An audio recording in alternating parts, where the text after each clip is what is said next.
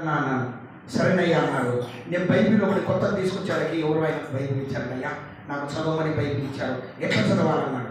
పలాని అధ్యాయం పలానా అధ్యాయం అని కొన్ని చెప్పాను, చదవమని చెప్పాడు. మళ్ళీ 5 రోజుల తర్వాత కనపడి అయ్యా మీరు ప్రార్థన చేస్తే నా భార్య దగ్గరికి నేను పోయి వస్తాను, చర్చికి రమ్మంటారు, ఎక్కడ చేస్తాను, నడి రోడ్డు మీదనే ప్రార్థన చేస్తాను. నడి రోడ్డు మీద ప్రార్థన చేశానండి. వెళ్ళాడు, పోయిన ఆదివారమే వెళ్ళిపోయి వాళ్ళ అత్త దగ్గర పెట్టే వాళ్ళ అత్త ఏమైందంట, ఆదివారం వద్దులే, సోమవారం ఇంకొకటి ఏందో అమావాస్య ఉంది, బుధవారం బిడ్డను పంపించకూడదు, బేస్తవారం ఇంకొకటి ఉంది, శుక్రవారం పంపిస్తానండి. శుక్రవారం మళ్ళీ ఉంటారు ఆడిపిల్లలు ఎన్ని అయినా చెప్పని శుక్రవారం నీ భార్యని ఇంటికి వస్తుంది, నమ్ము, ఓర్పుతో నమ్ము. వెళ్ళన్నాను. ఈ దినము శుక్రవారం వెళ్ళాడు, సాయంకాలానికి వచ్చాడు. నా భార్య ఏమి మాట్లాడకుండా వచ్చింది. దేవుడి నామమునకు మహిమ కలుగును గాక. ఏమి మాట్లాడకుండా ఇంటికి వచ్చిందయ్యా, నా బిడ్డను కూడా తోలుకొని వచ్చిందయ్యా. ఎంత మంచి దేవుడయ్యా యేసయ్యా, నేను ప్రార్థన చేశానయ్యా, అడిగినవన్నీ నాకు ఇచ్చాడని చెప్పాడు. నమ్ముట నీ వలనైతే నమ్మువానికి సమస్తము సాధ్యము అని చెప్పాడు. తర్వాత ఈరోజు ఉదయం వస్తుంటే కనపడ్డాడు. అయ్యా అంటే చెప్పు అన్నాను. అంతలేగా ఉదయాన్ని పోతున్నావయ్యా ప్రార్థనకి, ఇంత పోతున్నాను. ఏమంటే అయ్యా నా బిడ్డకు బాగలేదు, రాత్రి ప్రార్థన చేశారు, బాగుందయ్యా.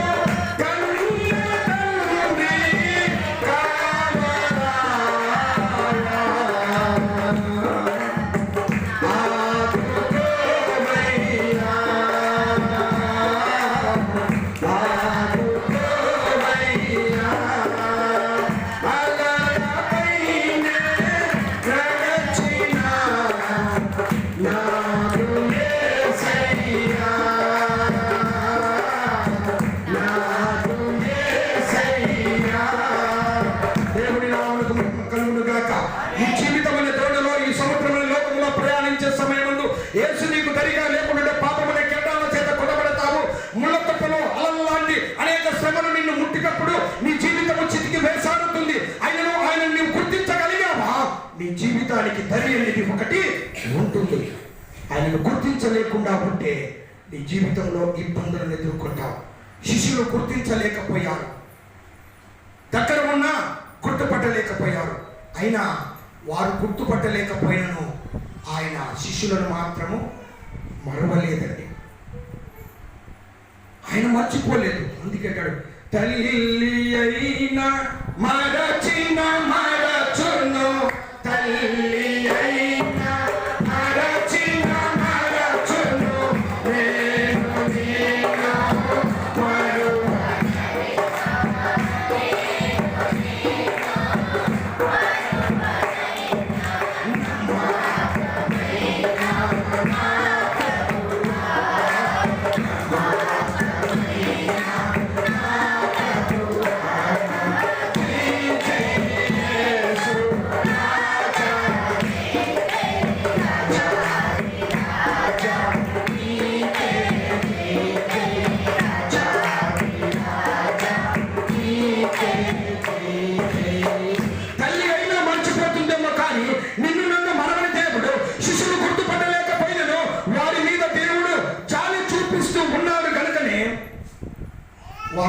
కూడా మీరు ఇంటికి వెళ్ళిన తర్వాత చదువుకోండి.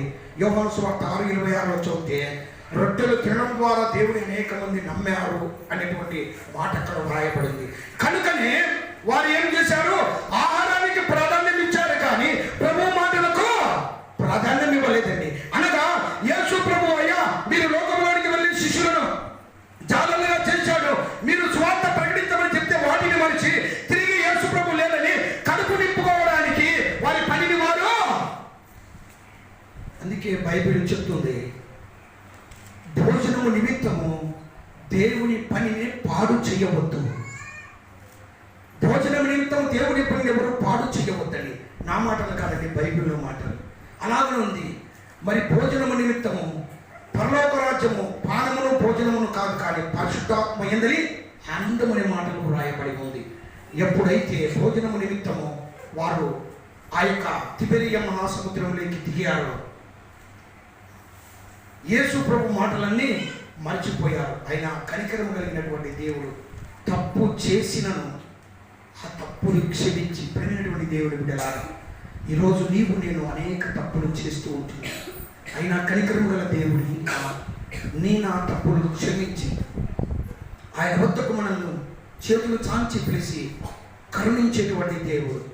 ఎప్పుడైతే వారు నిస్సహాయ స్థితిలో ఉన్నారో వారి దగ్గరకు చేరి భోజనముకి ఏమన్నా ఉందా అంటే లేదు అని చెప్పిన సమయమందు రాత్రంతయు కష్టపడ్డాము, ఒక్క చేప దొరకలేదన్నప్పుడు వెంటనే శిష్యులతో అంటున్నాడు, పేతురు కుడి పక్క నీ వల వేయి.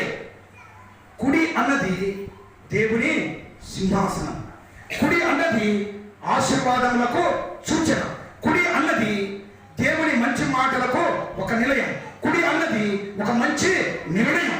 కాబట్టి కుడి పక్కన వేయిన సమయం పేతురును సయ్యా రాత్రంతా కష్టపడ్డాము, శరీరంలో అలిసిపోయాయి కానీ మేము వేయలేము స్వామి అనలేదండి.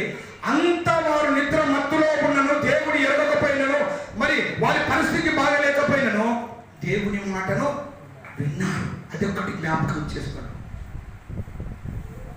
అపోస్తలుడైన పౌలు అంటారండి, అయ్యా దేవుని మాట వినుట కంటే ఆహారం పంచిపెట్టుట యుక్తమా అంటారంటే దేవుని మాట మాకు ప్రాముఖ్యం. ఈ శిష్యులతో అన్నారు కుడి పక్కన ఏమన్నప్పుడు యేసు మాట కాదట లేక ఆయన మాట విని కుడి పక్కన వల వేశారండి. రాత్రంతా పట్టాడా లేదా? రాత్రంతా శ్రమపడ్డారా లేదా?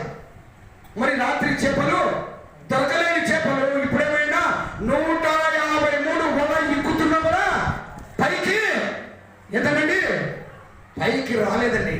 అందుకే దేవుడు అన్నాడు, మనుషులను బట్టి జాలర్లుగా మిమ్మల్ని చేస్తాను. ముందు మీరు చేపలు పట్టారేమో కానీ ఇప్పుడు చేపలు పెట్టేది మీకు వృత్తిని మర్చిపోయిన తర్వాత, పాత జీవితాన్ని రోత జీవితాన్ని మర్చిపోయిన తర్వాత తిరిగి ఆ జీవితానికి మీరు లోటు కాకూడదు. యేసు కరుణిస్తే తప్ప మీకు ఇచ్చినటువంటి పనిని మీరు చేయాలనేటువంటి ఆ గొప్ప భావనతో ప్రభు చెప్పిన తర్వాత కుడి ప్రక్క వేయమన్నప్పుడు కుడి ప్రక్క వేశారు. వెంటనే విస్తారమైన చేపలు వారికి దొరికాయి. అప్పుడు కనుక్కున్నారంట అయినా యేసు ప్రభు అని. అప్పుడు తెలిసిందంట వాళ్ళకు, పేతురు పట్టణ లేకుండా సముద్రంలో దూకాడంట. అయితే బైబిల్ చెప్తుంది, ద్వితీయోపదేశ కాండము 28వ అధ్యాయము 1వ వచనం నుండి చదవనా. ద్వితీయోపదేశ కాండము 28వ అధ్యాయము త్వరగా. నీ దేవుడైన యెహోవా ఏంటంటే నీ దేవుడైన యెహోవా మాట నీవు శ్రద్ధగా విని ఎడలా. ఇక్కడ శిశువులు రాత్రంతా కష్టపడ్డారు, నిద్ర వస్తుంది, నిద్ర పత్రంలో ఉన్నారు. యేసు ఎవరో వారు గమనించలేకపోయారు. ఆయనను అలసిన శరీరాలతో నిస్సహాయ స్థితిలో, తోడు ఎవరు లేని స్థితిలో కూడా యేసు వల వేయమంటేనే ఆయన మాట విన్నారు. బైబిల్ చెప్తుంది, నీ దేవుడైన యెహోవా నువ్వు శ్రద్ధగా విని ఎడలా. చదువుక. నేను నీకు ఆజ్ఞాపించుచున్నా ఆయన ఆజ్ఞలన్నిటినీ అనుసరించి నడుచుకుని ఎడలా నీ దేవుడైన యెహోవా భూమి మీద ఉన్న సమస్త జనముల కంటే నిన్ను హెచ్చించును. దేవుని నామమునకు మహిమ కలుగును గాక. అంటే అర్థం ఏంటి తెలుసా? ఈ భూమి మీద ఎన్ని జనములు ఉన్నాయో, ఎన్ని వంశాలు ఉన్నాయో, ఎన్ని కులాలు ఉన్నాయో, ఎవరనుకుంటుంది వారందరికన్నా నిన్ను హెచ్చిస్తానంటున్నాడు. ఆయన ఆజ్ఞలను గైకొని ఆయన మాటను శ్రద్ధగా విని ఎడలా. తర్వాత ఉంది ఎక్కడెక్కడ ఆశీర్వదిస్తాడో, ఎక్కడెక్కడ ఉంది కదంతా ఆయన ఆశీర్వాద చదువు దైవం చదువు కూడా.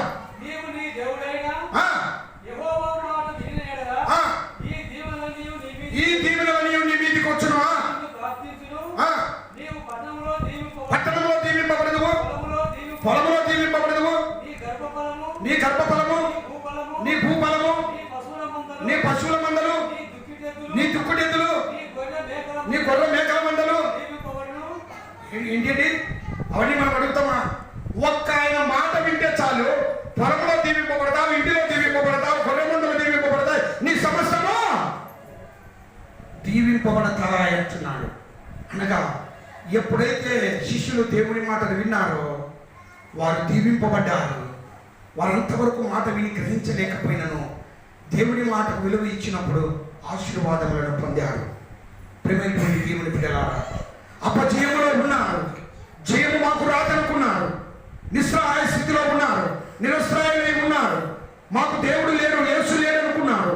అపజయములో ఉన్న వారికి జయము ఇవ్వడానికి ఇదే కాల సమయంలో దేవుడిని దరిని నిలిచి ఉన్నాడు.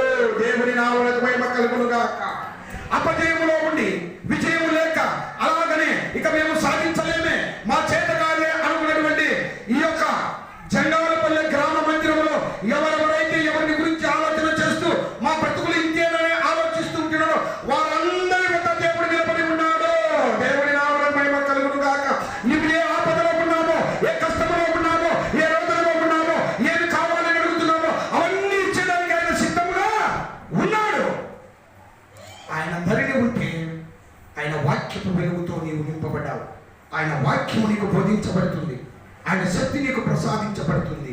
అయితే నీ జీవితము ఆ పిలుపు ఎప్పుడైతే విన్నారో శిష్యులు, వారి జీవితంలో ఒక పెను మార్పు కలిగిందండి. వారి యొక్క బ్రతుకులలో గొప్ప ఆశ్చర్య కార్యములు ప్రారంభమయ్యాయి. ఎప్పుడనగా దేవుని మాట వినినప్పుడు అపజయముపై విజయము పొందారు. దేవుని నామమునకు మహిమ కలుగును గాక.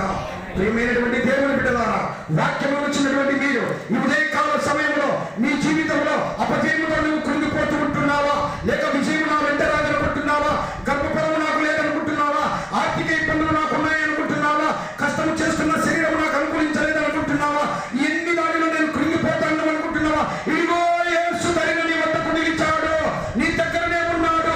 ఆయన వెలుగుతో నిన్ను నింపబోతున్నాడు, ఆయన శక్తి నీకు ప్రసాదించబోతున్నాడు, ఆయన ఒక గొప్ప ఆశీర్వాదం నీకు ఇవ్వబోతున్నాడు. అవన్నీ కూడా నీవు పొందడానికి ఆయన మాటను మాత్రమే నీవు వినాలి. ఆయన మాటను మాత్రం నువ్వు ఎప్పుడైతే వినగలవో ఈ ఆశీర్వాదాలన్నీ నీకు వస్తాయి.